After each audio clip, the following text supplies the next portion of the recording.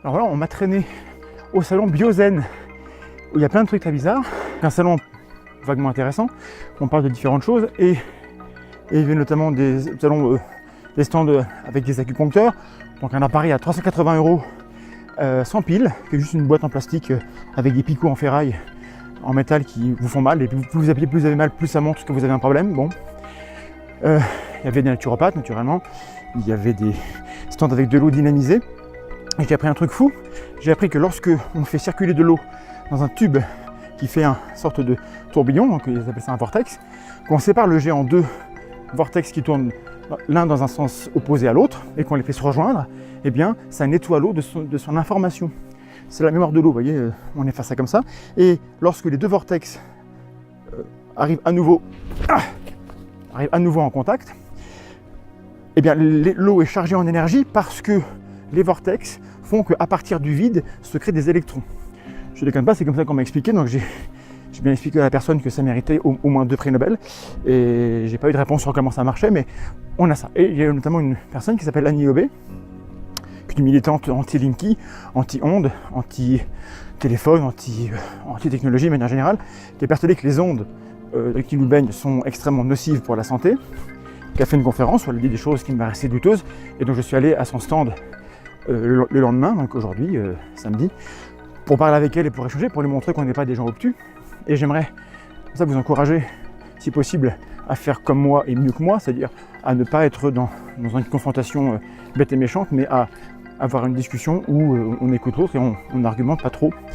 Donc je vous propose de regarder ce petit morceau de vidéo. En tout, ça a duré au moins 40 minutes, voire 50 minutes, je crois, cet échange. Je ferai un petit montage pour vous garder les moments intéressants. Mais en fait, vous allez voir un bel exemple de millefeuille argumentatif où, quand on pose une question simple, elle passe par plein de trucs bizarres autour et puis elle répond pas en fait. Donc c'est assez intéressant.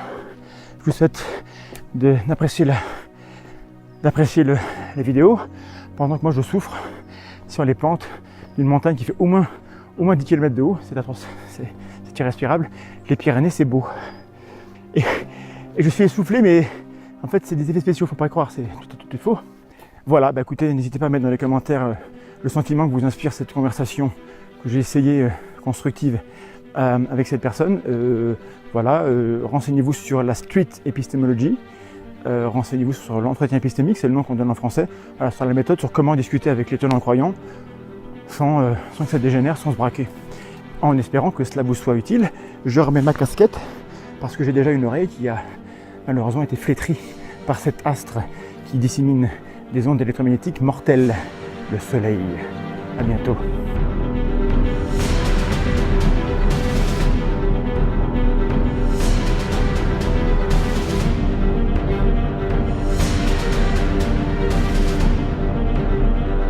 Téléphone sans fil, oui, de la maison.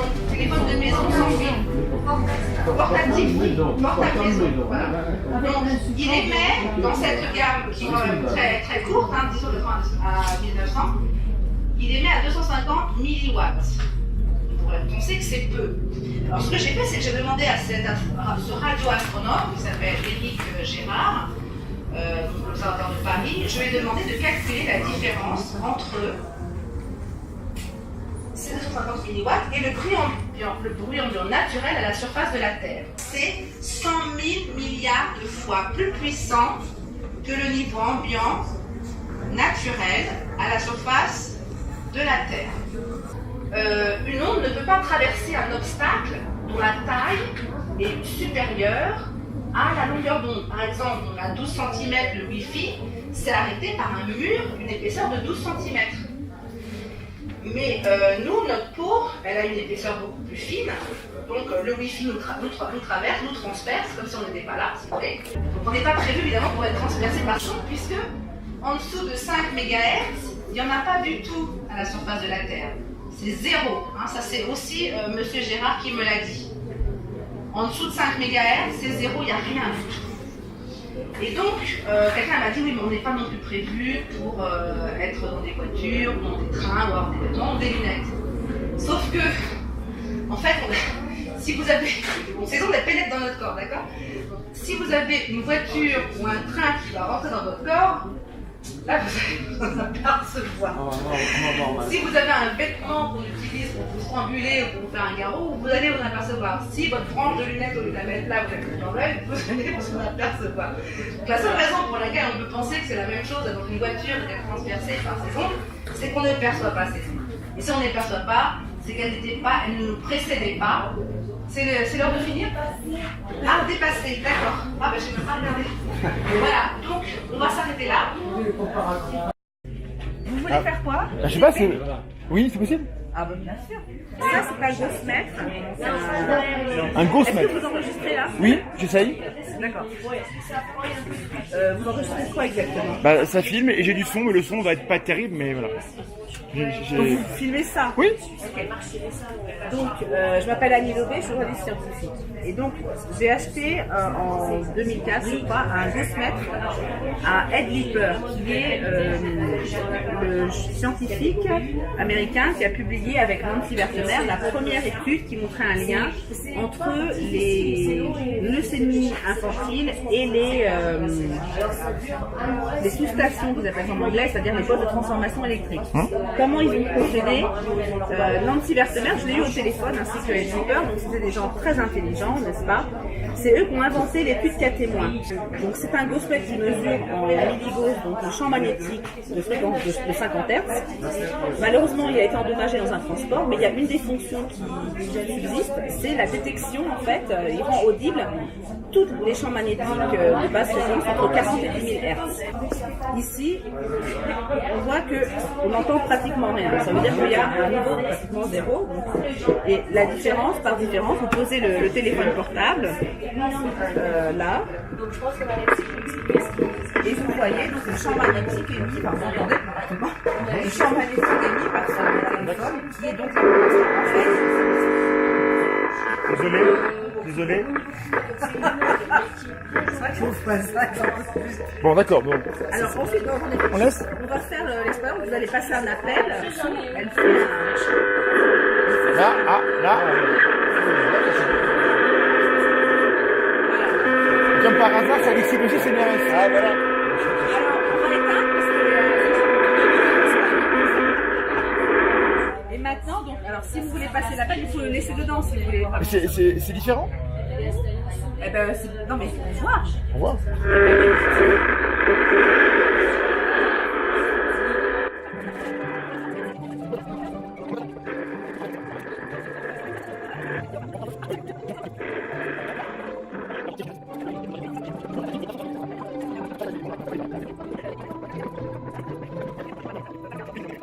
Alors, l'instrument, c'est le HF32D de GHz Solution qui a un spectre compris entre 800 et 2500 MHz. C'est les micro-ondes, vous êtes d'accord? La téléphonie. Bon, on est 2005, hein, la téléphonie. 2004, 2005. Voilà, ça dépend si c'est la 4G ou la 3G, mais bon, en tout cas, c'est bien compris là-dedans, ainsi que le Wi-Fi, d'ailleurs, qui est à 2450.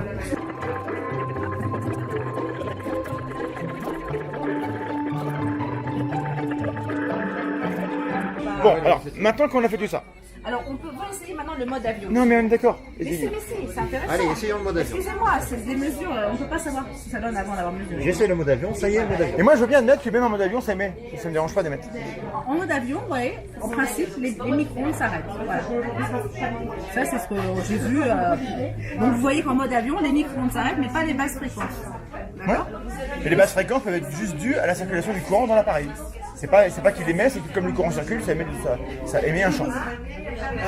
On est d'accord? On est d'accord. Vous ne filmez pas moi, hein, ma tête, j'espère. Bah si. Ah non, on ne peut pas les filmer ma tête. Je C'est pas baisse. pour être mis en ligne. Je sais pas. Ah non, ça, je vous interdis de me mettre en ligne. Vous m'avez dit, ah bon. Moi, personnellement, mon visage. D'accord. C'est dommage que vous ne m'ayez pas. Bah ça filme là. Donc, Oui, d'accord, mais enfin, je veux bien vous filmer mes mains. et bah je vais mettre pas ça. le visage. Ok. Vous enlevez tout ce qui est visage, d'accord? Parce que moi, je ne suis pas. Qu'est-ce que ça nous montre? Alors, attendez, j'étais en train de vous expliquer quoi pour vous? Oui, mais vous voulez Là, sur le milieu, vous voulez vous faire voyez, une ça conférence fait complète? des Bah oui, mais c'est bien, mais. Et d'où ça vient alors? Parce que ça veut dire que- C'est peut-être le bouquin qui émet des ondes. Alors votre livre est dangereux. Voilà, c'est marqué ondes électromagnétiques, du coup il détecte que ça parle de ça. moi, ce qui m'intéresse, c'est que j'aimerais aller au bout du propos parce que jusqu'à présent, j'ai rien à redire. Admettons. Non, mais attendez, il y a un truc que je comprends pas. Là. Ouais, mais moi, Pourquoi ça continue d'émettre alors qu'il est directionnel et que là, il n'y a rien? peut-être qu'il marche mal. Peut-être qu'il marche mal. Mais de toute façon, regardez tout à l'heure, ça variait, même avec le téléphone, entre 0 et 2000. Oui, mais c'est parce que ce n'est pas régulier. Alors, ce que je voulais vous dire, j'étais en train de vous dire, si vous j'aimerais bien que vous fassiez l'expérience, vous enlevez Internet, vous enlevez le fait qu'ils reçoivent en permanence. Et moi, je vous accorde que ça émet des ondes tout le temps. Non, et on passe à l'étape d'après. C'est pour savoir s'il émet tout le temps ou pas. Mais écoutez, je suis d'accord, je pense qu'il émettra avec voilà, les ça émet tout le Non, mais temps. il ne faut pas penser, il faut mesurer. Et j'aimerais connaître votre raisonnement, madame, pour voir qu'est-ce que vous en concluez. Moi, j'accorde tout est vrai. Mais qu'est-ce qu'on en conclut? Alors, comme je disais hier dans la conférence, qu'est-ce que vous avez fait là? Ah, rien. D'accord, donc c'est vraiment... J'ai touché à rien sur mon téléphone. Ok, là je comprends pas ce qui se passe parce que y a pas. Vous avez vu qu'au début quand je l'ai allumé, après ça s'est baissé. Là vous avez. Il est encore sous garantie. Il est en Non, mode. il est en mode normal. Il n'y a rien de... Est-ce que vous pouvez tous les deux mettre votre portable en mode avion? Mais non, mais c'est Non, ça. je veux savoir d'où ça vient, Mais excusez-moi. vous ferez un test avec votre appareil plus tard, moi je veux avoir la réponse sur votre raisonnement. Hier, vous alliez parler de santé, paf, ça a coupé, ça m'intéressait, on n'a pas pu aller au bout. Je veux comprendre. Quand vous dites, par exemple, qu'il y a 100 000 milliards de fois plus d'ondes que dans la nature, je veux bien, ok, qu'est-ce qu'on en conclut? Moi, ce qui m'intéresse, c'est de comprendre le raisonnement. Parce que moi, je suis pas votre ennemi. Si c'est dangereux, ça m'intéresse, parce que je suis exposé. Hein. Alors attendez, parce que j'ai un truc que je voulais montrer hier et que j'ai pas eu le temps de montrer hier. J'ai pas d'objection sur le fait que ça émet des ondes, et peut-être trop d'ailleurs, c'est possible. Mais qu'est-ce qu'on en conclut? Alors donc, pardon, ce qui est important, c'est que, alors comme je disais hier, on n'est pas prévu pour être exposé à ces fréquences puisqu'elles n'existaient pas avant nous. Ça s'appelle un appel à la nature, ça m'intéresse pas, c'est pas un argument. Attendez, la vie s'est développée sur Terre dans des conditions très précises, par exemple au niveau de la radioactivité. C'est-à-dire que quand la Terre s'est formée il y a 4 milliards d'années, le niveau de radioactivité était très élevé et il a fallu attendre à peu près 3 milliards d'années que la radioactivité descende pour que la vie, sous la forme sur laquelle elle existe aujourd'hui, apparaisse. Les cellules eucaryotes. Non. Elles sont apparues il y a 1 milliard d'années à peu près. Voilà, oui, mais c'est pas à cause de la radioactivité. Non, ce que je dis simplement, c'est que les conditions dans lesquelles la vie s'est développée, c'est un niveau de radioactivité N. Oui, mais assez élevé d'ailleurs. N. Donc, qui avait énormément baissé depuis 3 milliards d'années. Si vous voulez. Bon. Pour les ondes, on s'est développé dans des conditions d'exposition N, qui sont donc, on a vu hier, 100 000 milliards de fois plus faibles qu'un téléphone de 250 milliwatts. Hein. Donc, c'est une condition dans laquelle la vie s'est développée. Voilà pourquoi j'explique que on n'est pas prévu pour être exposé. Mais votre phrase, elle a un présupposé que... il y a un présupposé qu'il y aurait des conditions qui sont optimales. Non, c'est des conditions qui sont compatibles avec la vie. Ça veut dire qu'elles sont optimales, elles sont compatibles avec la vie. On est exposé pendant des milliards d'années à tant de radiation, donc on peut supporter. C'est compatible. Ça veut dire qu'on est fait pour ça. Mais c'est compatible avec. On est prévu pour ça. Et je vous dis que on est adapté à ça. On est adapté à ça, admettons. Adaptation. Donc ces ondes qui nous transpercent dans les conditions que j'ai expliquées. Alors transpercer, c'est compliqué parce que non, on est traversé. On est traversé, oui. Ouais. On est traversé. Vous avez dit transpercer 20 fois hier. J'ai pas relevé, mais transpercer, ça implique un ballon qu'on transperce, c'est compliqué. Un ballon que vous traversez avec de la lumière le traverse, il est pas perturbé. Donc le mot transpercer, sémantiquement, il est chargé aussi. Je suis d'accord avec vous, il est peut-être inexact puisque transpercer, ça indique peut-être une blessure. Ben voilà. D'accord. Donc alors. Traverser, très bien. Mais transpercer quand même. Je vais vous dire pourquoi. Par exemple, quand je parlais de ça avec un médecin, elle me dit oui, effectivement, si je frotte ici pendant 1 an ou 2, je vais développer un cancer. Bon, si, en tout cas, il y a une chose qui est sûre, c'est que la compression... Il y aura une blessure toujours. Voilà, une blessure. Et donc, ces ondes, quand elles nous traversent, elles nous aussi provoquent des blessures dans les cellules. Pas forcément. Non, pas forcément. Alors, comment ça se passe? J'ai écrit donc pour qu'il y ait blessure, il faut qu'il y ait interaction entre le rayonnement et les molécules qui sont touchées. Tout à fait. Alors c'est là où on vient à l'effet sur les ions calcium. Alors 99% du calcium que nous avons dans le corps est fixé dans les os et 1% libre dans les cellules d'entrer et de sortir sous l'effet de différents agents. Et en même temps, ces ions calcium accomplissent différentes fonctions. Il y a un chercheur qui s'appelle Berridge, qui est britannique, un spécialiste des ions calcium, qui a publié une étude dans laquelle il identifie plus de 150 processus dans lesquels sont impliqués les ions calcium et les transferts calciques. C'est super important. En termes de communication cellulaire, le calcium est hyper important. Tant mieux, vous connaissez les ions calcium, ça me rassure. Et notamment dans les cancers, la voie calcique, elle est impliquée souvent. Donc, je suis d'accord. Et alors donc ce qui se passe, c'est que de même que la compression cellulaire provoque un efflux d'ions calcium, une sortie des ions calcium, de même, toutes les ondes électromagnétiques ont ce même effet de provoquer la sortie des ions calcium. Par ma connaissance. Alors ça a été documenté par Rossaday, Carl Blackman, et donc il y a des études nombreuses, publiées principalement dans une revue qui s'appelle Bioélectromagnétique. Et comment je me suis intéressée à ça, c'est parce qu'un chercheur français qui s'appelle Bernard Béret, dans une communication qu'il a faite à Jussieu en 1991, a dit la phrase suivante: l'un des effets les mieux étudiés en bioélectromagnétisme et les flux d'ions calcium provoqués justement donc, par soit des micro-ondes, soit... Oui, à quelle dose? Voilà, alors justement, c'est là où ça devient intéressant, c'est que les études ont été tellement multiples et bien faites qu'on a pu déterminer que ce n'était pas seulement une question de dose, mais surtout ce qu'ils ont appelé en anglais window effect, c'est-à-dire un effet fenêtre. De même que là, si vous avez une fenêtre, vous voyez ce qui se passe de l'autre côté, mais après s'il y a un mur, vous voyez plus rien. Donc à certaines fréquences, vous allez avoir un effet, et à d'autres fréquences, vous n'allez plus avoir aucun effet sur les Tous ceux qui ions étudient calcium. les ondes savent qu'on doit travailler sur des fenêtres spécifiques parce qu'en effet, il y a des, selon la fréquence, il y aura ou pas interaction. Parce que la taille des molécules, la taille des ondes est corrélée, et si la taille n'est pas bonne, il n'y a pas d'effet. Le modèle qu'ils ont utilisé, c'est Awake Cat Cerebral Cortex et Rat Cerebral, non, embryo, Chico-embryos. Donc ça veut dire donc, le cortex cérébral de chat éveillé et d'embryon de poulet. Brain tissue in vitro, ça il en a fait beaucoup, mais il m'a dit qu'il avait utilisé 60 000 œufs pour ses études. Il y a aussi eu des études sur le vivant. Alors, Rossaday m'a expliqué, quand je lui ai téléphoné, qu'en fait l'origine de ces études, c'est que c'est de la recherche aérospatiale. Comme ils devaient envoyer des organismes vivants dans l'espace, ils ont voulu voir quel effet avait la fréquence de 400 Hz qu'ils savaient qu'il allait avoir dans les instruments de bord. Et alors je ne sais pas pourquoi ils sont arrivés aux ions calcium, parce que je me souviens plus ce qu'il m'a dit, ou peut-être que j'avais pas assez de connaissances pour comprendre, mais si vous voulez, un des effets, par exemple, des ions calcium, c'est de participer à la production d'acétylcholine, le neurotransmetteur de la mémorisation, de l'attention, de l'intelligence, entre guillemets, et du mouvement. Il y a une des études qui était faite, par exemple, sur les portables, qui montrait, en exposition de courte durée, une augmentation de la vitesse de réaction sous exposition. Donc, on peut supposer qu'il y a eu plus d'acétylcholine qui a été sécrétée, réaction plus rapide. Je ne sais pas si c'est ça. On ne peut pas le dire, mais on peut supposer. C'est une hypothèse que je fais. Enfin, je ne sais pas comment ils sont arrivés aux ions calcium.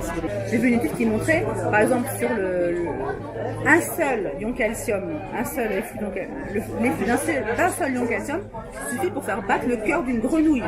Donc les ions calcium, c'est très très sensible. Hein. Ça a un impact important, mais est-ce que c'est sensible à des fréquences de faible intensité? C'est pas sûr. Tout à fait. Alors, ce qui se passe, c'est que les études, en fait, sont claires. Si vous exposez à des ondes de forte intensité, une durée brève suffit pour provoquer un échauffement. Oui. D'ailleurs, j'ai vu les premières études complètement horribles qui ont été faites. On a mis des chiens vivants dans des fours à micro-ondes jusqu'à ce que le mort s'en suive pour étudier. Et on a vu qu'il y avait des créations de points chauds avec des endroits qui étaient complètement carbonisés, d'autres qui étaient intacts. Je suppose qu'ils étaient anesthésiés, j'espère. Je ne sais pas. C'est déjà grave, bon bref. C'était avant les années 70, il n'y avait pas... Donc ça c'est la première chose. Après il y a d'autres études qui ont été faites qui ont montré des effets athermiques qu'on a appelés spécifiques. Ce sont ces effets qui sont contestés par les CNIRP notamment, mais payés par les industriels, payés par ceux qui veulent aussi utiliser ces ondes comme des armes, comme Brooks Air Force par exemple, il y a pas mal d'études mensongères là-dessus, avec, je ne donnerai pas les noms. Ouais, mais quand moi du coup j'ai étudié l'effet des ondes de ces fréquences-là sur les levures, sur les cellules, alors j'ai regardé la littérature, et justement on traquait les effets non thermiques. Parce que des cellules... Les levures, c'est des cellules eucaryotes aussi. Oui. Donc il y a de l'ion calcium. Oui. D'accord, ok. Et on n'a rien pu montrer. Et dans la littérature, il y a. Quelle fréquence alors 2400. 0,4 gigas, c'est la fréquence des téléphones. Et Qui est-ce qui a publié ça? ça n'a pas été publié. J'ai fait le travail et dans l'équipe, ça s'est mal passé. Donc, voilà. Mais, C'est vous qui avez fait le travail. et donc, on n'a Et rien vous vu. travaillez pour qui à ce moment-là? C'était l'université de Clermont-Ferrand et d'Angers. Alors à Clermont-Ferrand, ils ont montré un effet sur les tomates. Je me souviens Je plus sais, du nom. bah, c'est Angers, c'était mon chef. Il a montré un effet sur les tomates. Il a montré des effets sur les Il a tomates. publié ça. C'est vrai, c'est vrai. Est-ce que Ah, c'est reproductible? Ah bah j'en sais rien. Bah, J'ai pas essayé. on a du mal. Je sais pas si c'est Donc un truc important, c'est que quand un papier sort une fois et qu'on a un résultat, c'est un fort indice que quelque chose se passe. Si personne n'arrive à le reproduire, c'est sûr que c'était pas fiable. Et bah ces études-là, quand on les Le compte, doigt a été reproduit? bah, pas tellement en fait. Ah bah ouais, alors comment on peut le savoir si c'est pas reproductible? Alors, c'était essayé, on n'a pas reproduit les mêmes résultats.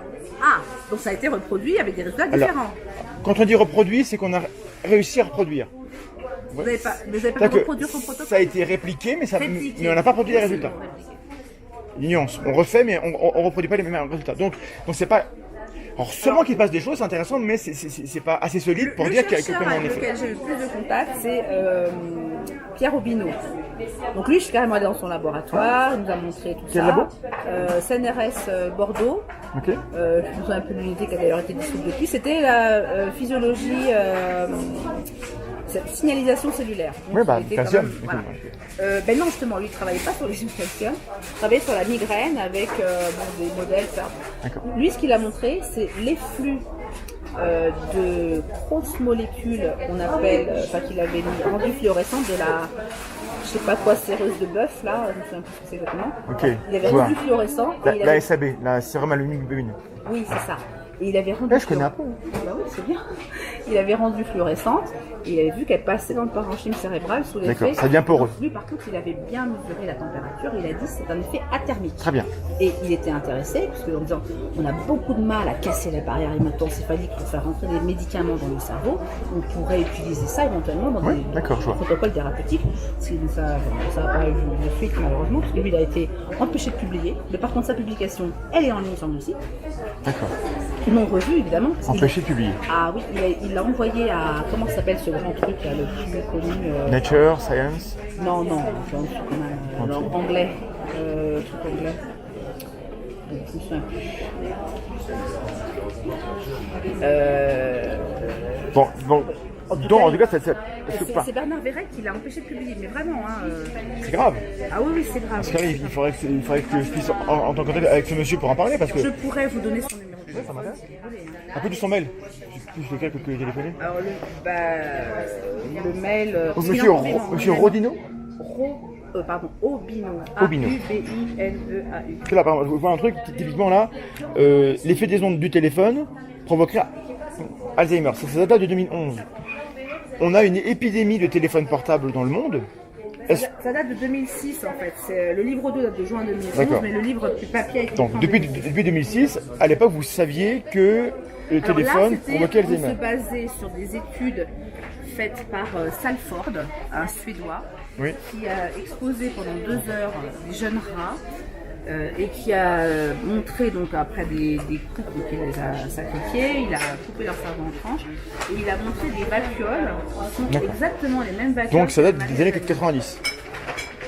Les études, oui, ce sera début Alors, 2000. Début 2000. C'est Si, un peu la pub de- si en effet les ondes de téléphone produisent ces effets-là, depuis 96, il s'est passé 20 ans, on devrait voir des effets sanitaires. C'est ça ma question. Des effets sanitaires qui Soit, sont pas seulement du cancer, soit d'ailleurs. c'est des effets fifrelins et du coup il n'y a pas de conséquences auquel cas on va pas s'inquiéter, soit c'est réel et il y a des effets sanitaires réels et là il faut qu'on s'inquiète. Moi je ne suis pas au courant comme quoi il y aurait une augmentation de ces maladies-là. C'est ça que je voudrais vous Ah, bah voilà. montrer hier. Donc ça c'est la courbe des naissances. Comme de naissance. Naissance vivante. INSEA 2018. Donc là, vous voyez quand même. Pourquoi les gens naissent plus en 92? Qu'est-ce qui se passe? Ah, Pourquoi c'est ça- l'échelle, regarde l'échelle. Ah oui d'accord, oui. Il y a Ah, eu- il faut pas faire ça mal, il faut jamais tronquer l'échelle parce que du coup Attendez, on c'est a- pas moi, c'est une courbe de l'INSEE. Ah bah, ils ont tort. Ils ont largement tort. Je vais pas modifier On la doit pas courbe faire de ça comme ça. l'INSEE. Non, mais ce qu'il voulait dire, c'est. Ce qui est important, c'est de voir ici, là. Moi, c'est ça qui m'intéresse. Qu'est-ce qui se passe, là, ici? Où sont les barres Dernières d'erreur? années. Enfin, on peut pas là, c'est des vrais Regardez- chiffres. Regardez ici les décès en comparaison. Hein. Donc, il y Bah, a nombre un de- phénomène oui. inverse.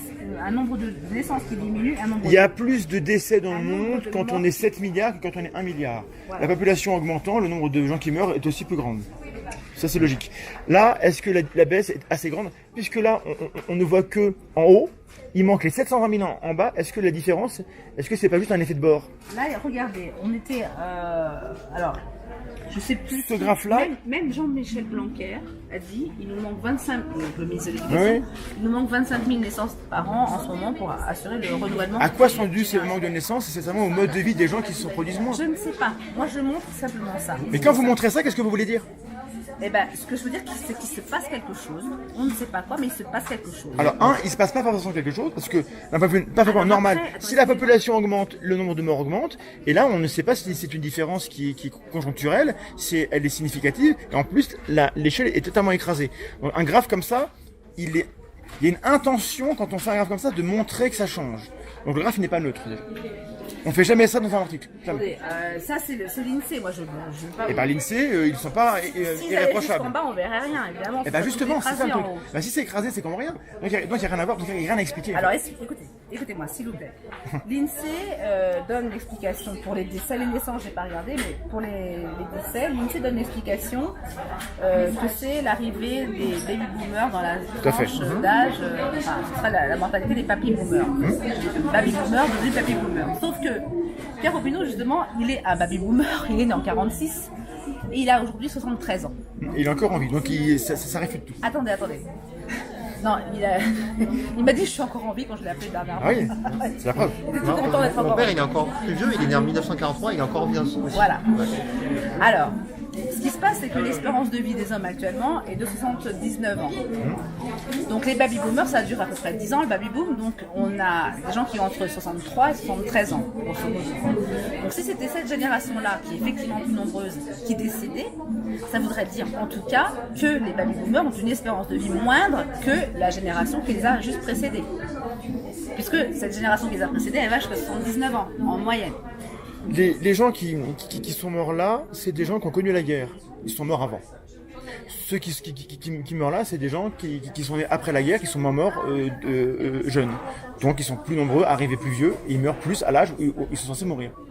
Oui, mais l'âge où ils sont censés mourir est supérieur à l'âge où ils meurent, du coup. Si c'est eux qui expliquent ce pic. Parce qu'ils sont censés mourir à partir de 79 Oui, mais ils ans. sont plus nombreux. Mais ils sont donc censés ils mourir meurent à plus. 79 ans. Oui, mais ils sont plus nombreux. C'est une moyenne en plus. Bon, écoutez, moi ce qu'il faudrait là-dessus... Moi, ce c'est graphe-là, effectivement si vous vous basez là-dessus, vous comprenez pas les chiffres en fait. Moi je suis en train de dire qu'il se passe quelque chose. Et moi, je vous dis Après- que le graphe ne montre pas qu'il passe quelque chose. Ah bah si. Il pourrait se passer rien et Regardez par qu'on ait exemple, ça. là on voit la canicule de 2003. Ça c'est la canicule de 2003. D'accord. Et Donc, du coup, il y a plus de gens qui sont morts cette année-là et moins l'année d'avant. L'année d'après, pardon. parce qu'ils étaient déjà morts. Puisque c'était déjà mort. vous Oui. voyez. Donc ça c'est l'effet canicule de 2003. Très bien. Donc là il y a une explication. On Mais a augmenté entre la ça population. et ça, qu'est-ce qui pourrait expliquer, à part la démographie, qui à mon avis explique tout, qu'est-ce qui pourrait être en cause dans ce différentiel depuis 15 ans? Moi, je ne sais pas. Simplement, ce que je dis, c'est qu'il faudrait vraiment investiguer là-dessus. Non, Et c'est pas fait, avoir selon vous. notamment l'âge des personnes décédées. On l'a pour voir. Les données existent. Alors, si vous le trouvez, vous me le donnez. Bah, l'INSEE calcule l'espérance de vie en connaissant l'âge des gens qui sont morts. Hein. Moi, ça m'intéresserait d'avoir pour chaque point là la répartition effectivement des âges, parce qu'en fait, ce qui se passe parallèlement, et ça, je l'ai vu dans des documents du Haut Conseil à la santé publique, un truc qui a disparu depuis, mais à l'époque, quand j'avais regardé ça, j'avais regardé ça dans les années 2000, justement, entre 2003, 2004, 2005. Il y avait en France une surmortalité, ça s'appelle ça la surmortalité prématurée, c'est-à-dire qu'on mourrait plus en France avant 65 ans que dans tous les autres pays européens. Alors je ne sais plus si c'est l'Europe des combien, mais bon, à l'exception du Portugal. C'était à cette époque-là les chiffres étaient donnés. Par exemple, alors je ne me souviens plus exactement, mais je l'ai écrit dans le livre La Fée Électricité en conclusion, on mourrait à moins de 65 ans autant de personnes que la population de la ville d'Orléans chaque année, et donc c'était atypique par rapport aux autres pays européens, et surtout c'était entre guillemets nouveau, puisqu'en 1985, la situation était inverse, c'est-à-dire qu'il y avait... Et ça, vous l'attribueriez par exemple aux ondes électromagnétiques? Alors, il y a Bon. Ce qui se passe actuellement, je dirais, c'est que les gens ils dorment beaucoup moins qu'avant, moins longtemps qu'avant. D'accord. Et comme vous le savez certainement, quand on dort, L'exposition aux écrans fait qu'on dort moins bien.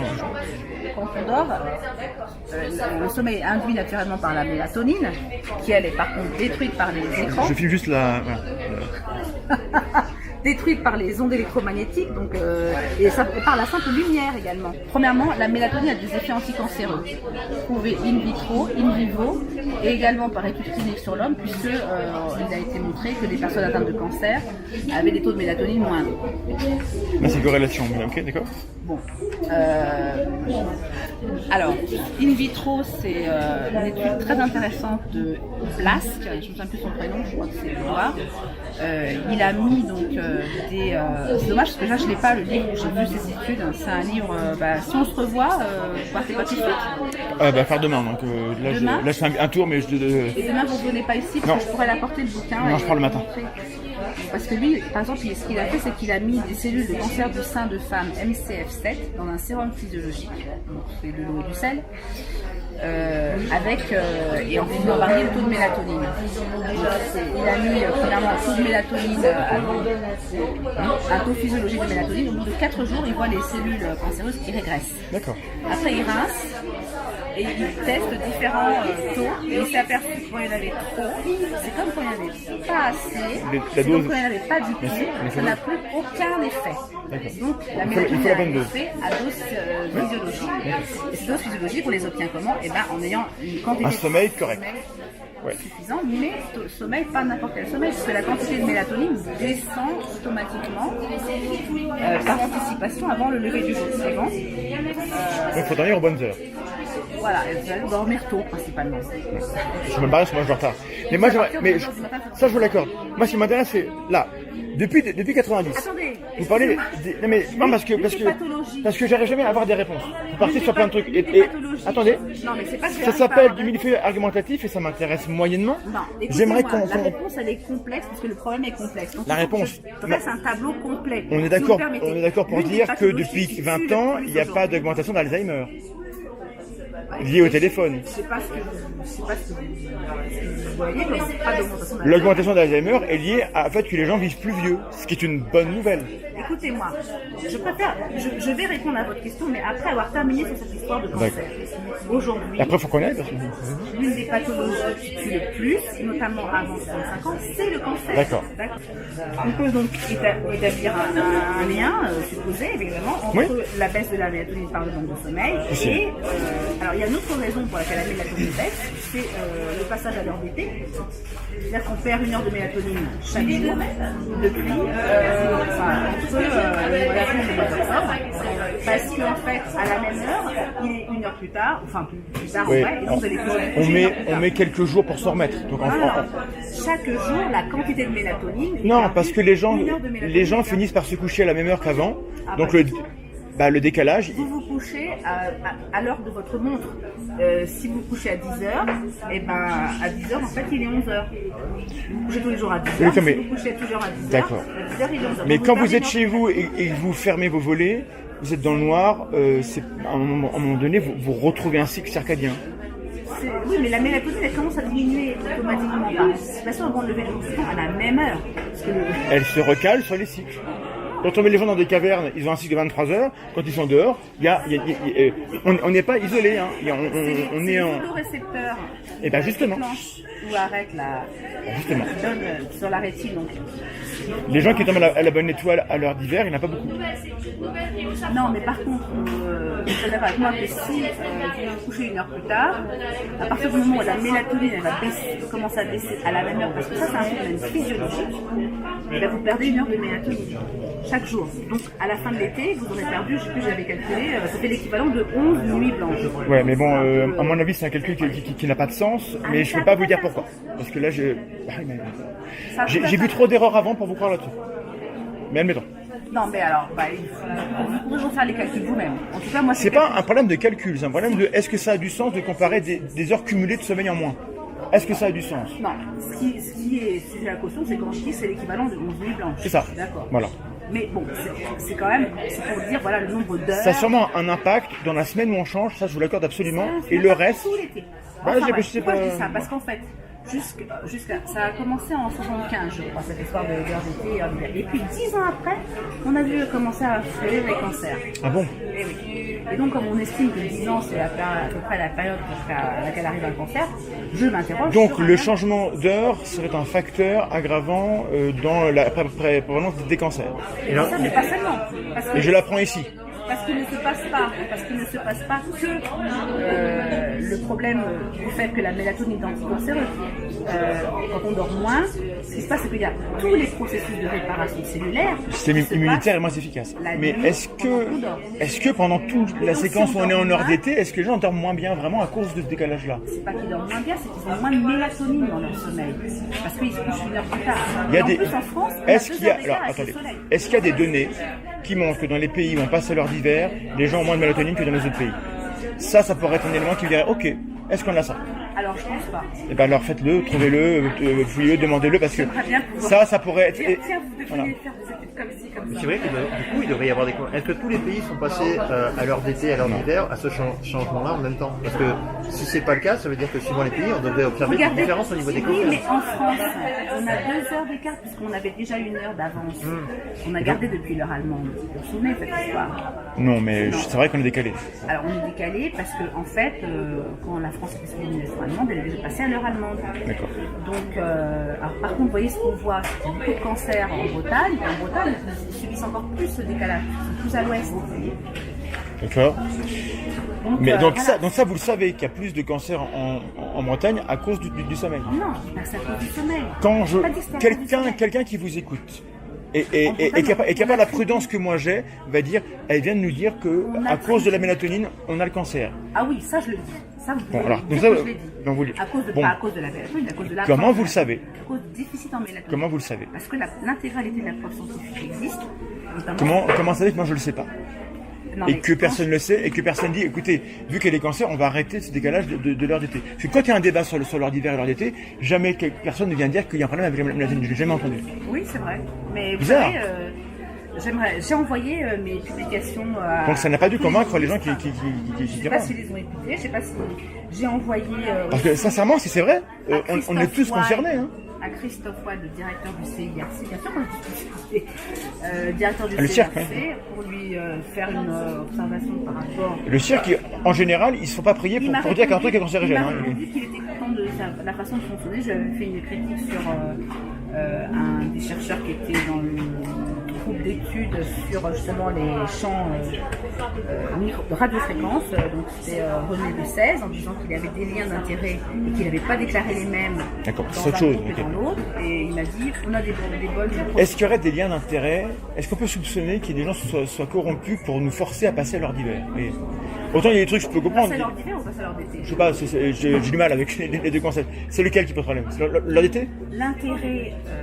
non. Le décalage négatif, c'est en été? Oui, bien D'accord. sûr. Donc, L'intérêt Qui aurait intérêt? L'intérêt que le gouvernement, la raison pour laquelle il est passé à l'heure d'été, économie énergie. c'était pour éviter, je crois, la pollution du soir, parce que les voitures étaient... C'était pas surtout ce que les gens allument leur lumière le matin ou pas. En fait. C'est tout ça. Et l'économie revient à la consommation d'une ville comme Orléans. C'est marrant, on revient à Ah cette ouais. échelle-là. Mais en fait, c'est Orléans qui est un peu le centre. Ça, j'ai fait ma thèse là-bas, hein. Comme par hasard. C'est fou, hein. Mais j'ai bien compris ce que vous voulez dire. Et si c'est vrai, c'est grave, c'est important. Et je vois pas de gens qui pourtant devraient être convaincus, ils le sont pas. Mais je reviens à ça. Depuis 20 ans quand même. Les jeunes et les portables Alzheimer à 35 ans, les jeunes de l'époque, ils ont plus que de 35 ans maintenant. C'est là où ça Où devient sont les très maladies? intéressant. Ah bon, bah il est temps alors. Et c'est là où on a des observations faites par... Alors je vous invite à aller voir, parce que j'ai trouvé ça, donc ça fait récemment, après même avoir écrit le livre J'aide les enfants à décrocher les écrans, parce qu'en fait ils publiaient des tribunes dans Le Monde, mais il n'y avait pas les auteurs donc, qui étaient visibles, donc j'ai pas pu aller les contacter, sauf quand j'ai vraiment... Donc, allez voir les avis et l'alerte des professionnels de la santé de l'enfant. C'est pas Alzheimer qu'on voit chez les enfants d'aujourd'hui, mais ça y ressemble, c'est-à-dire qu'ils n'arrivent plus à... Bon, je vous donne un exemple qu'elle donne, donc c'est le docteur Annelise Ducanda. Moi, je m'intéresse à Ducanda. Okay. Je m'intéresse aux enfants d'il y a 20 ans. Attendez, mais laissez-moi vous expliquer. Vous me dites... Qui maintenant ont plus que 35 ans. Je vais y arriver, d'accord? Excusez-moi de prendre un peu des... Ah oui, mais ça prend beaucoup de temps. Les enfants d'aujourd'hui qui sont exposés aux tablettes n'arrivent plus à apprendre à parler. Elle explique, par exemple, comprendre les questions simples comme... Est-ce que Madame Ducanda fait autorité et a publié des travaux? Parce qu'elle écrit des bouquins, elle fait des conférences. Madame Ducanda, je ne l'ai pas vue convaincre beaucoup de monde. S'il vous plaît. Et ben déjà, elle a convaincu au moins 3000 professionnels qui font le même métier qu'elle de signer une charte qu'elle a proposée avec son collectif. Donc c'est déjà les gens qui sont sur le terrain contactent les enfants, ils voient tous la même chose, c'est-à-dire entre 2 et 4 enfants par classe qui n'arrivent plus à... qui relèvent de la MDPH, c'est-à-dire qui ont besoin d'une AVS. Relève de la MDPH, c'est-à-dire qu'ils sont handicapés, oui, on est d'accord. Et donc l'explication qu'elle donne, enfin pas l'explication, mais l'illustration qu'elle donne, parce que ça permet de bien comprendre. C'est un enfant de 4 ans à qui elle demande, elle montre un dessin de petit garçon avec les pieds nus, avec une paire de chaussures à côté. Elle demande à l'enfant de lui dire à qui sont les chaussures. Et l'enfant de 4 ans répond bleu. Pourquoi? Parce qu'il a appris les couleurs de la tablette, mais il n'a pas eu assez d'interaction avec ses parents pour comprendre les questions qu'on lui pose. J'ai vu hier le livre TV Lobotomie, qui est très bien. En effet, la télé ou les tablettes ne remplacent pas une interaction avec les adultes. Ça, je suis totalement d'accord. Quel rapport avec les ondes? Le rapport, il y a TV Lobotomie, oui. Il ne dit pas un mot sur les ondes. Hein. Il dit c'est dangereux de ne pas interagir avec les enfants. Il a totalement raison, je le rejoins. Il dit même pas ça, il dit ça rend con et on perd du vocabulaire. Toutes les études, oui, j'ai lu. À chaque fois il a vu des effets. Alors, est-ce qu'il parle des ondes? Pas du tout. On est d'accord. D'ailleurs, quand je l'étais vu, il m'a dit les ondes, c'est pas mon sujet. Voilà, il a bien raison. Mais c'est le mien, excusez-moi. Oui, mais lui, il est convaincant. Quand les écrans deviennent neurotoxiques, donc elle, c'est Sabine Duflo qui fait partie aussi du collectif d'Annelise Ducanda, avec des médecins. Donc elle est psychologue clinicienne. Et donc elles ont fait les mêmes observations. Et donc ces observations, c'est qu'il y a entre 2 et 4 enfants par classe qui sont complètement incapables d'intégrer l'école, puisqu'ils ne peuvent pas comprendre et exécuter une consigne simple telle que mets ton manteau, enlève tes chaussures, et donc ils ne peuvent pas suivre une classe. À quoi on impute ça? Alors justement, eux ils ont fait l'expérience à force. Si vous voulez, en psychologie, vous recevez les parents, et donc ce qu'elles font, c'est qu'elles demandent aux parents, racontez-moi la journée. Ouais. Et donc elles se sont aperçues que beaucoup de ces enfants-là étaient sur écran du matin au soir. Alors je fais une parenthèse quand même. Attendez, vraiment, moi je suis d'accord avec vous, les écrans sont dangereux. Attendez, les ondes. Excusez-moi.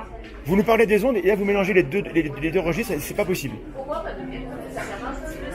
Je suis d'accord avec vous, les téléphones émettent des ondes. Ok, je suis d'accord avec vous, les tablettes sont dangereuses pour les enfants parce que les enfants doivent interagir. D'accord, les ondes sur les enfants. J'y arrive s'il vous plaît. Allons-y. C'est par l'effet sur l'acétylcholine justement. Donc, ce qu'ils ont fait, ces psychologues, ces médecins, c'est de conseiller aux parents de remplacer les écrans par les interactions. Parce que vous-même, vous avez quand vous étiez petit et moi aussi, parce qu'on n'avait pas d'écran. C'est vrai. Et qu'est-ce j'ai passé beaucoup de temps dans la télé, hein. Qu'est-ce qu'ils voient? Ça explique peut-être beaucoup de choses. Je suis un peu con. Hein, ça veut les geeks surtout. Ça se voit? Bon. Et donc, quand les enfants arrêtent de mettre sur écran, qu'est-ce qui se passe? Eh bien, leur développement reprend de façon parfois spectaculaire. Oui. Et en tout cas, c'est rapide, et d'autant plus rapide qu'ils sont jeunes.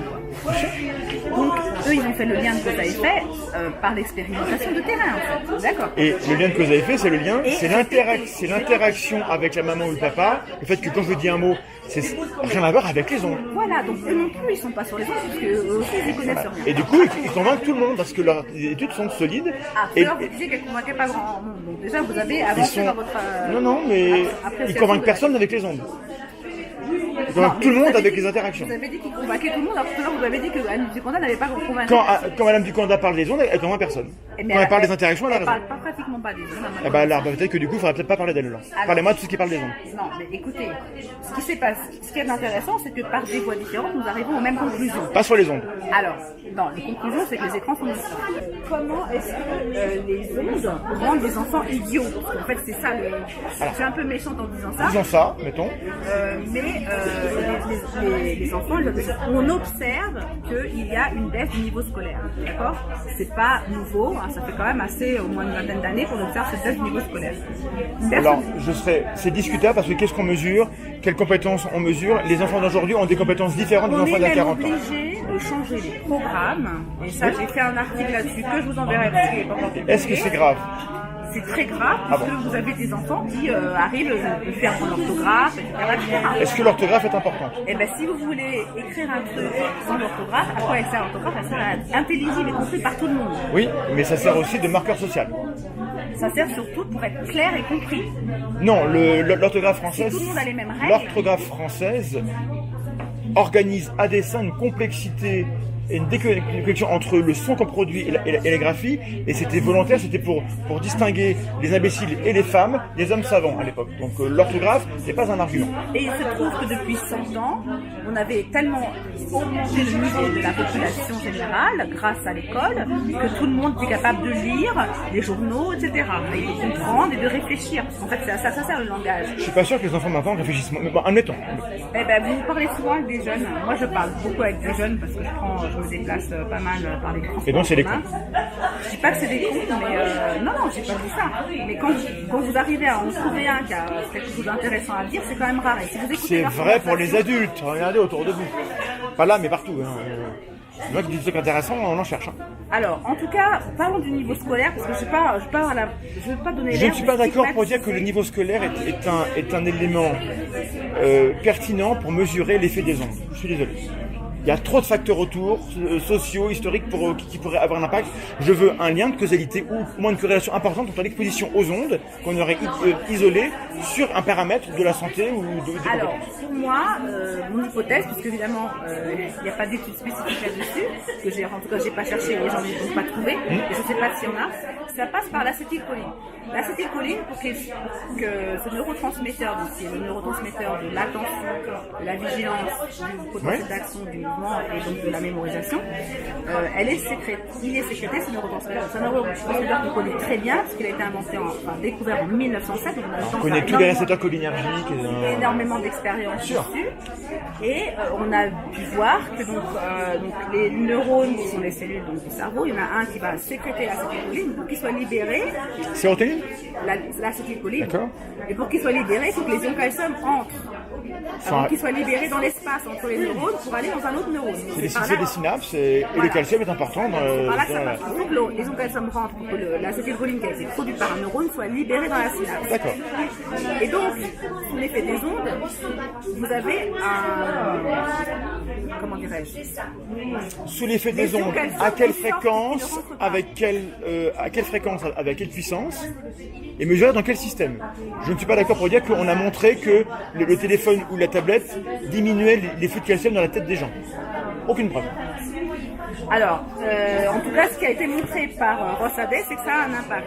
Qui en fait est toujours le même, c'est la sortie des ions calcium. La chaleur, qui est les infrarouges, provoque aussi la sortie des ions calcium, etc. Enfin, donc, toutes les ondes ont le même effet. Donc on ne peut pas dire que d'être exposé aux ondes n'aura pas cet effet, puisque toutes les ondes ont le même effet. Je suis pas d'accord. Et dans l'état Parce naturel de la qu'il y a planète, des longueurs d'ondes. dans l'état naturel de la Quand planète, les rayons gamma tapent une cellule, ça n'a pas le même effet que quand c'est je vous parle des la rayons lumière non rouge. ionisants, je ne parle pas des rayons gamma, je parle des rayons non ionisants. Les rayons ionisants, c'est pareil, tous n'interagissent pas. La lumière qui me fait bronzer ou qui me fait prendre un coup de soleil Elle fait sortir les ions calcium. n'interagit pas comme les infrarouges qui vont juste me chauffer.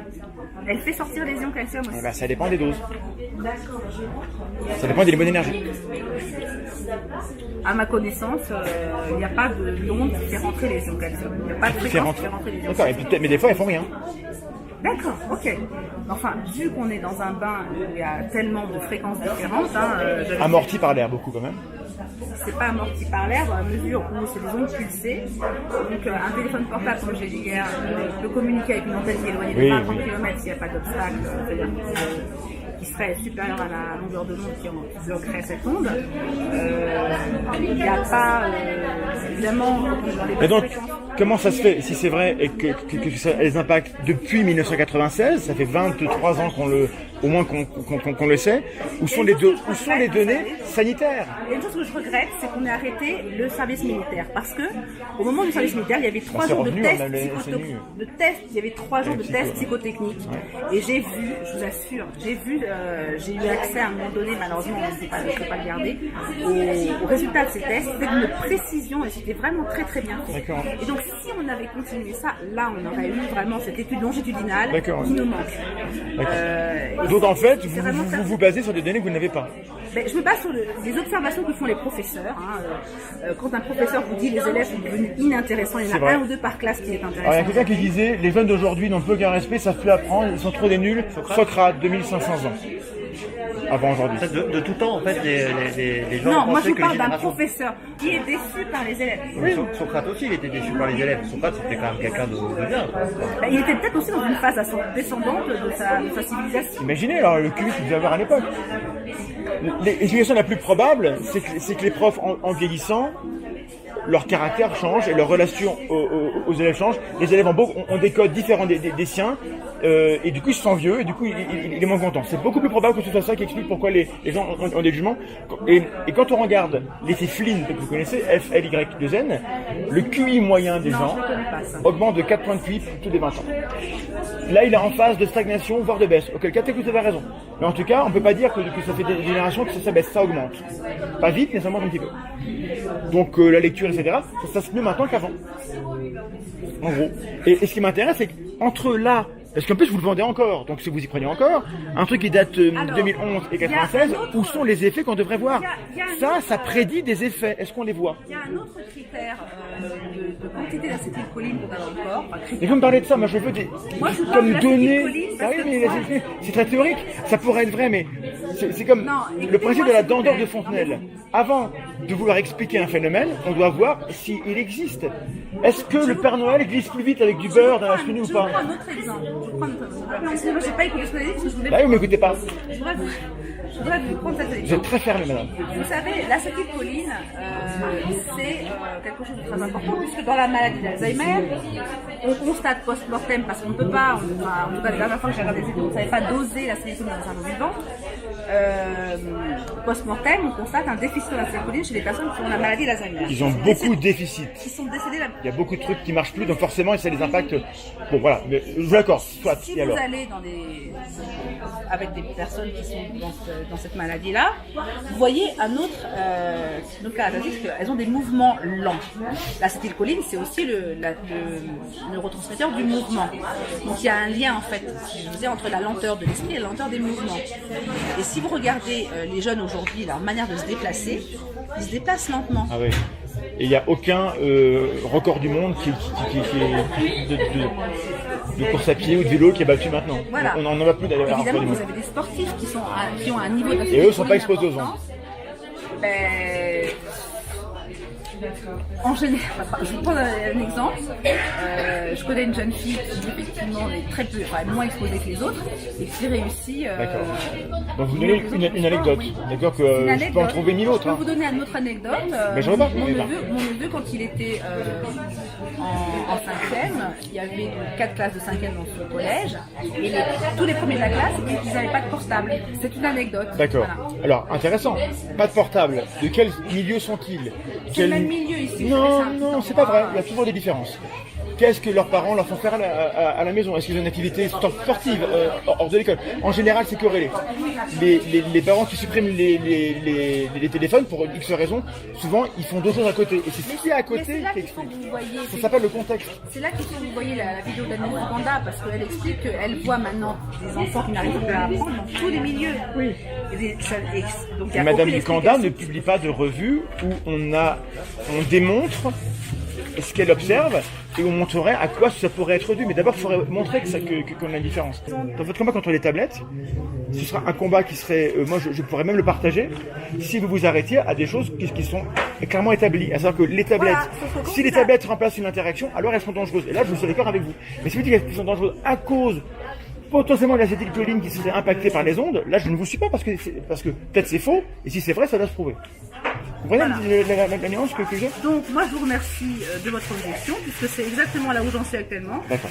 Puisque là je vous ai énoncé un fait, maintenant je vais aller chercher les études pour l'établir, dans la mesure où, mais c'est vrai que j'ai pas énormément de temps en ce moment pour faire justement ces investigations, malheureusement, sinon c'est pas déjà fait. Voilà. Donc, Et vous comprenez que moi je suis pas là pour vous dire que vous êtes nul et que c'est pas vrai, que c'est faux. Mais si c'est vrai, c'est tellement important qu'il faut des travaux solides.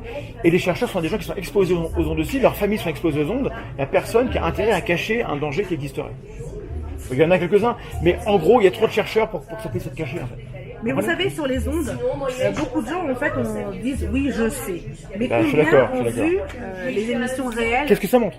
Ça montre qu'il se passe quelque chose qu'on ne voit pas. C'est vrai, à partir mais... de ce moment-là, on peut imaginer, on est exposé nuit et jour, et Oui. le phénomène, on a parlé de la sortie d'ion calcium, mais il faut, dans l'état naturel de la planète, toute sortie d'ion calcium est suivie par une entrée d'ion calcium. Laissez-moi parler, s'il vous plaît. Là, je vois que vous avez déjà... Mais parce que Attendez, j'ai pas fini. vous revenez toujours à ça, et ça n'est pas prouvé. Je n'ai pas fini. Ils ont tout à fait prouvé. Ça n'est pas prouvé dans l'organisme, parce que la plupart des ondes sont la preuve. Quand le soleil me fait bronzer, il ne fait pas bronzer ma langue. Hein. Il ne traverse pas, il s'arrête sur l'épiderme. Parce que la longueur d'onde est telle, Et ben c'est pareil pour les autres. la peau l'arrête. Bah oui. Alors que les autres ondes, la peau ne l'arrête pas. Physicien. Ne les arrête pas.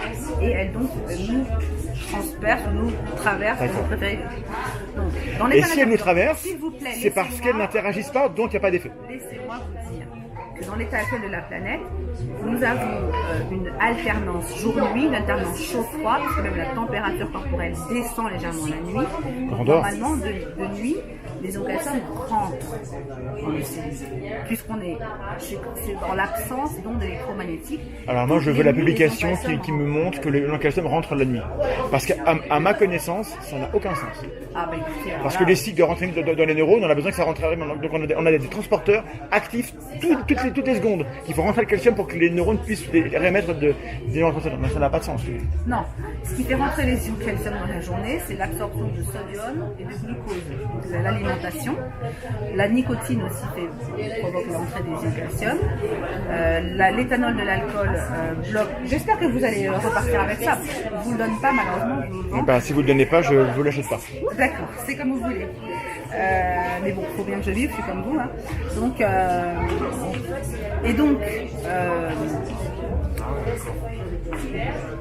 toute sortie d'ion calcium doit être dépensée et au moment de la mort, tous les ions calcium sortent des cellules. Voilà. Donc c'est pour ça que quand on est exposé à des ondes qui provoquent la sortie permanente d'ion calcium, on se Qu'est-ce que rapproche c'est de la mort. censé vouloir... D'accord. Ah non, c'est ça, d'accord. Donc dès que les ions calcium sortent, on s'approche de la mort. Donc il faut arrêter les neurotransmetteurs. Dès que vous transmettez un signal nerveux, les calciums rentrent. Il faut avoir un cycle qui permet de nouveau Donnez-moi la référence qui me dit que la nuit, les ions calcium rentrent dans les cellules. comment dirais-je, par exemple, alors si je vous le dis, c'est que je l'ai lu, alors je sais plus laquelle c'est par contre, mais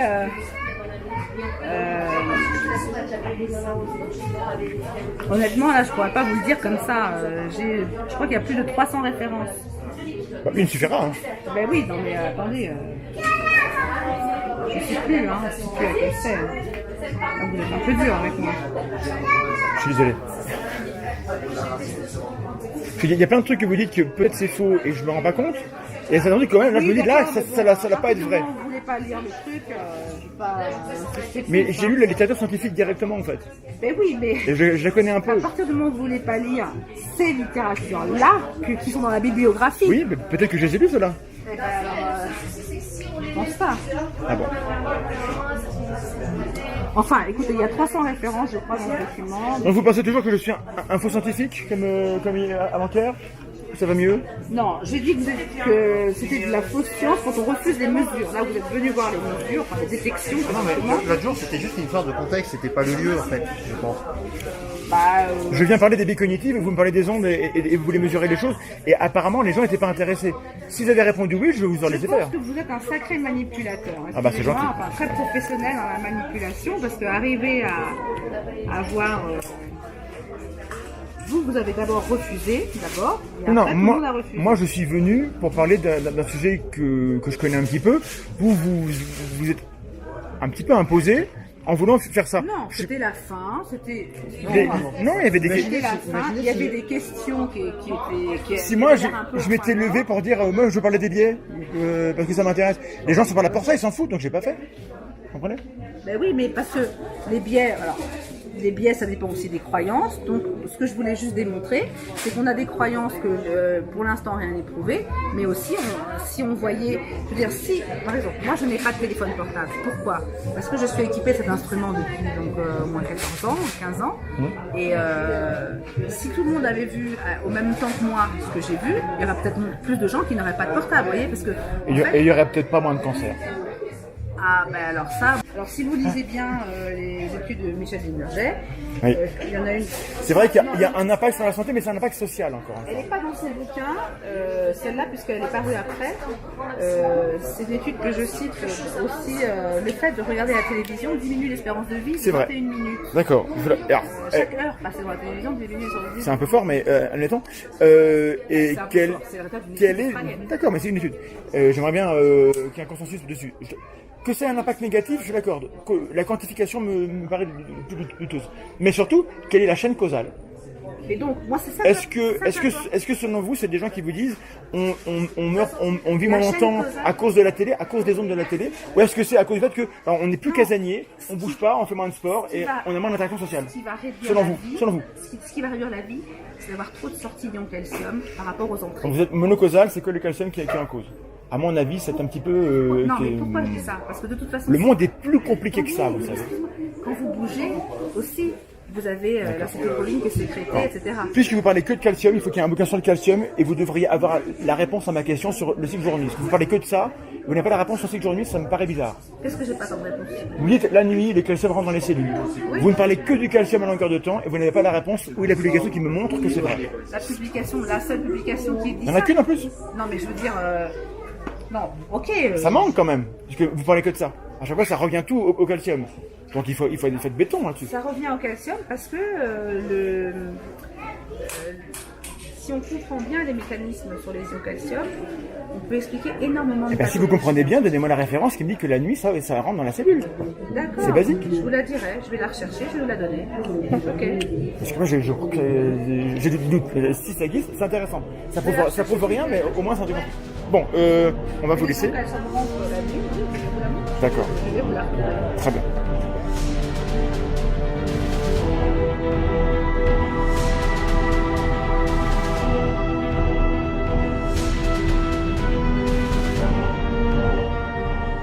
Alors voilà, je propose un petit débrief de ce qu'on vient de voir ensemble. Cette conversation que vous avez vue a eu lieu dans un contexte particulier, et c'est le contexte qui conditionne ce qu'on peut attendre et espérer d'une conversation. Donc là, qu'est-ce qui se passe? C'était un lieu public, bruyant, pas forcément extrêmement calme. On a été interrompu plusieurs fois. Mon interlocutrice tenait absolument à faire de longues démonstrations techniques sur ce que les ondes font, ce qu'on entend, etc. Bon, il y avait la caméra à gérer. Personnellement, je n'avais pas prévu de venir discuter de ce sujet-là en me rendant à Font-Romeu, donc j'ai eu aucune préparation et j'ignorais le contenu de la posture de la personne avec qui je discutais. Donc il y a beaucoup de facteurs comme ça qui expliquent que les conditions étaient loin d'être optimales pour que la conversation se passe dans les meilleures conditions. Et à cause de cela en partie, j'estime que ma prestation est assez moyenne. D'ailleurs ma diction était particulièrement atroce, et je m'en excuse. Hein. Alors, écoutez, passons en revue mes différentes erreurs. Alors j'utilise un ton dans cette conversation qui peut sembler un peu agressif. Qui peut sembler. Je le regrette parce qu'en fait, je ne m'étais pas rendu compte de ça. J'en prends conscience en réécoutant mes phrases en faisant le montage de cette vidéo. Et en fait, dans la vraie vie, j'ai un visage, je souris, en général, je suis de bonne composition. J'ai pu, pendant ce salon, échanger de manière très courtoise avec différentes personnes, ça s'est très bien passé. Mais là, je crois que ça passe peut-être mal à l'image, parce que je ne suis pas à l'image. On ne voit pas qu'en fait je désamorce, on ne voit pas non plus que la personne avec qui je parle rit et sourit. Et donc, le mode caméra cachée et le mode comme ça, questionnement, peut passer par quelque chose d'assez agressif. Et ce qui m'intéresse, c'est comment la vidéo est reçue. Et la vidéo peut être reçue de manière assez négative à cause de cela. Peut-être que des gens qui vont regarder la vidéo vont être rebutés parce qu'ils ont l'impression que je suis un inquisiteur. Et je crois que le sceptique, dans un tel exercice, ne doit pas passer pour un inquisiteur. On doit passer par la personne qui peut être convaincue, mais pas n'importe comment, et qui est prudente et qui est ouverte. Bon, voilà. Donc peut-être que à cet égard-là, cet exercice-là n'a pas été une grande réussite. Autre défaut, je coupe trop souvent la parole. Alors, ceux qui me connaissent savent que c'est mon grand défaut, je travaille sur moi, je fais des efforts. Je pense que couper la parole est nécessaire, parfois, pour demander une précision, pour indiquer un désaccord sur quelque chose sur lequel on veut revenir plus tard, pour dire non, simplement. Mais couper la parole constamment pendant une démonstration, bah, ça coupe l'élan de la personne et ça donne l'impression qu'on n'écoute pas. Même pire que ça, couper la parole peut nous rendre réellement coupables de ne pas écouter pour de vrai. Et ça proscrire. Si vous n'êtes pas dans une écoute active, au moins au début, alors vous ne pouvez pas échanger avec la personne. Donc je crois avoir échangé de manière constructive, mais peut-être que j'ai coupé la parole trop souvent, ce qui fait que ça contribue à rendre le ton agressif. Donc ça rejoint un petit peu le défaut qu'on avait tout à l'heure. En revanche, couper la parole quand en face la démonstration s'éternise, que ça traîne, que ça lambine et qu'on ne voit pas où ça veut en venir, je pense que c'est légitime. On a le droit de dire, écoutez, bon, ça suffit, j'ai compris, passez à la suite, s'il vous plaît, qu'on comprenne ce que vous voulez nous dire. Ce que j'ai fait ici, est-ce que je l'ai bien fait? Je me pose la question. Voilà pour les deux gros défauts, je crois, que j'ai eus pendant cette discussion. Bon, alors je n'ai pas été que nul et atroce durant cet échange, je crois, et je pense avoir réussi quelques petites choses qu'il faut viser. Je crois avoir expliqué à chaque fois pourquoi un argument ne me convainquait pas, et dit pourquoi en fait la thèse ne me semblait pas valide. J'ai reformulé ce que je pensais avoir compris, de manière à pouvoir vérifier que la personne en face de moi est d'accord avec ce que je reçois de ce qu'elle me dit. Ça c'est hyper important, c'est le cœur d'un tel échange, d'un débat. Et en réponse, elle a eu l'occasion de compléter, de préciser, de corriger sa manière de dire. Mais l'intérêt ici, c'est d'avoir une vidéo que je mets sur YouTube, qu'on peut partager, qu'on peut regarder. Donc l'intérêt, c'est d'avoir un échantillon taille réelle de comment se déroule, ou comment peut se dérouler, un échange avec une personne qui tient une thèse et veut la vendre, et le fait à l'aide d'un argumentaire mitraillette. Vous avez pu constater que on n'a pas le temps de s'arrêter sur les arguments. Elle vient avec un argument A, je lui explique que l'argument A ne me convainc pas pour telle et telle raison, paf, on passe à l'argument B directement. Et on le fait ça 5-6 fois, donc au cours de l'heure qu'a duré l'échange, on a passé en revue beaucoup plus d'arguments qu'on ne pouvait en discuter sérieusement pendant ce laps de temps. Et ça, cet effet d'empilement, ce millefeuille argumentatif, il laisse une trace dans le cerveau, après l'échange, qui est que, oh quand même, elle avait beaucoup d'arguments. Et si vous ne faites pas attention à mesurer la qualité des arguments, vous retenez que la quantité, et parfois le cerveau s'en contente, et donc on se dit, oh, il n'y a pas de fumée sans feu. Et cette idée de, il n'y a pas de fumée sans feu, elle est à l'avantage des idées fausses, défendues mal, avec plein d'arguments pourris. On peut imaginer des millions d'arguments pour défendre une idée stupide. Ça ne rend pas l'idée intelligente ou vraie. Et donc c'est le piège du millefeuille argumentatif.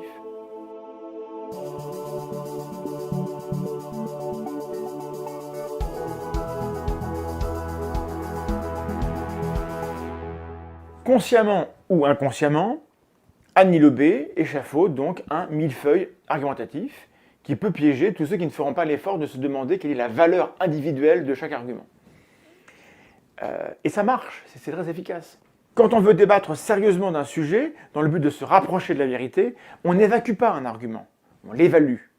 Et donc je pose la question, que vaut l'argument du déficit de mélatonine qui serait dû au passage à l'heure d'été? Ça vaut quoi? Que vaut l'argument de l'effet putatif de ce déficit hypothétique sur la prévalence des cancers? Parce qu'on nous dit que ça peut provoquer ça, mais on se base sur quoi? Où sont les faits? Est-il possible que le calcium regagne l'intérieur des cellules durant la nuit? Ce serait vraiment étonnant. Les enfants d'aujourd'hui sont-ils réellement plus lents que ceux d'avant? Plus stupides en fait. Que signifient les courbes de naissance et de mort qu'on récupère dans un graphe de l'INSEE? Qu'est-ce qu'on croit pouvoir en dire? Mais surtout, qu'est-ce que l'INSEE en dit? Si les graphes montraient une anomalie, l'INSEE l'aurait dit, ce sont ces graphes. Ça serait quand même énorme que l'INSEE montre un graphe où il y a une anomalie et se taise, ne dise rien. Bon, que dit l'INSEE? On ne sait pas. Comment Annie Lobé sait-elle que les ondes électromagnétiques détruisent la mélatonine? Bon. N'avoir aucune réponse à ces questions, après plus d'1 heure de discussion, indique qu'il y a un problème. Je n'ai pas été informé par cette dame. Au mieux, j'ai été influencé. Nous n'avons pas éclairci ces points parce qu'Annie Lobé, je crois, ne nous laisse pas le temps d'examiner les arguments, les preuves, les faits, les éléments matériels dont on dispose. Elle est trop attachée à cultiver le soupçon.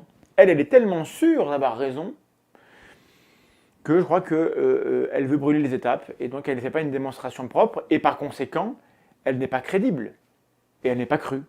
Et elle va avoir comme réaction de penser que les gens ne veulent pas la croire parce qu'ils sont motivés par ceci ou cela. C'est assez pénible. Lorsqu'on dispose comme ça d'arguments solides et qu'on tient une thèse qui est vraie, alors on doit être en mesure de déployer une démonstration qui est convaincante. Je n'ai pas la science infuse, je n'ai pas le fin mot de l'histoire, la vérité absolue sur l'effet des ondes sur les vivants, mais ce que je sais, c'est que la méthode utilisée ici, pour me convaincre, n'est pas une méthode honnête, où on se base sur des connaissances pour établir des relations entre des faits et démontrer une thèse. Ici, on a une succession d'hypothèses, de scénarios, qui s'appuient sur des appels à l'ignorance, sur des interprétations, sur des extrapolations. Et je souligne que la personne qui fait tout ça accuse ses contradicteurs d'être des faux scientifiques, et moi je serais un manipulateur. C'est pas très bon esprit, c'est pas très charitable, c'est pas super engageant. C'est pas gentil. Le plus important pour moi, le message principal que j'aimerais diffuser avec cette vidéo, et je pense l'avoir montré, c'est que lorsqu'on est face à face, en vrai, à quelques centimètres d'une personne qui est très très différente de nous, on peut avoir un échange argumenté, plus ou moins, poli, courtois, on peut se contredire, on peut remettre en question la manière dont la personne raisonne, sans s'insulter. Dans cet échange, qui a duré pas mal de temps, il n'y a pas eu de sarcasme, et il y a eu quasiment, sauf à la fin, quasiment aucune accusation. Un échange où il n'y a ni sarcasme ni accusation n'est pas un échange perdu. Quand on est derrière son clavier confortablement chez soi, on s'autorise parfois à balancer sarcasme et accusation, et je suggère que c'est ça le problème. C'est pas tellement le fait que la personne en face de nous, elle croit un truc bizarre, elle a quand même bien le droit de le faire. Le problème, c'est que on peut rien espérer obtenir si tout ce qu'on a à lui balancer, c'est sarcasme et accusation. Ça marche dans les deux sens, hein, okay, les sceptiques et les croyants. Si votre seule contribution à la conversation est de balancer une blague, une moquerie, vous moquer de la tête des gens, insulter, balancer un gif rigolo, etc., globalement, vous perdez notre temps et le vôtre, et on a mieux à faire que ça, en fait. Donc, je vous conjure, ne perdez pas votre temps à commenter cette vidéo si c'est pour être mesquin, parce qu'en plus, on vous lira à peine. Aux autres, je dis merci pour votre temps, votre attention, pour votre soutien, pour les efforts que vous déployez pour aider les uns et les autres et vous-même à mieux comprendre le sujet dont il est question. Je remercie ceux qui vont participer en apportant des sources, en expliquant des choses, plutôt qu'en jugeant, parce que ce sera plus utile pour tout le monde. Voilà, j'ai terminé. Alors, en commentaire, dites-moi si vous appréciez ce type de format avec des conversations difficiles, si vous avez envie qu'on recommence, et si vous avez des suggestions de personnes ou de lieux où on pourrait aller faire ce type d'entretien. Ou sinon, on arrête. Parce qu'après tout, on peut aussi faire autre chose. Les possibilités sont infinies. Abonne-toi, à bientôt.